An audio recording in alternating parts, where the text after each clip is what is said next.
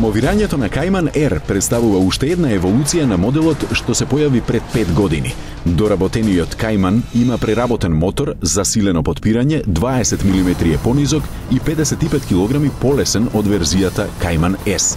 Сега пружините се пократки и потврди, а истовремено проширена е трагата на предните тркала за 4 и на задните за 2 мм.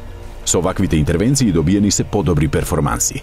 Сепак, рационалните германци отидоа предалеку. Имено, овие 55 кг се намалени со повеќе зафати, а најрадикален е отстранувањето на клима уредот, со што се намалени 15 кг.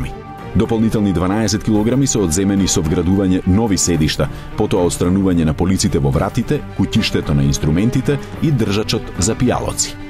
Паралелно со намалувањето на тежината, изведени се засилување на моторот со што се добиени 10 коњски сили.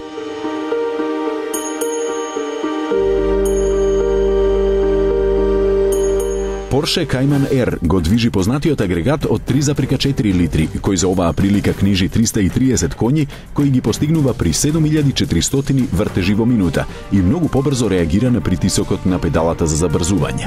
Со мануелен менувач доволни се 5 секунди за да се достигне стотка и крајна брзина од 282 км на час. Со автоматскиот менувач параметрите се занемарливо различни. Она што сакаат конструкторите да истакнат е просечната потрошувачка која изнесува 9,3 литри бензин.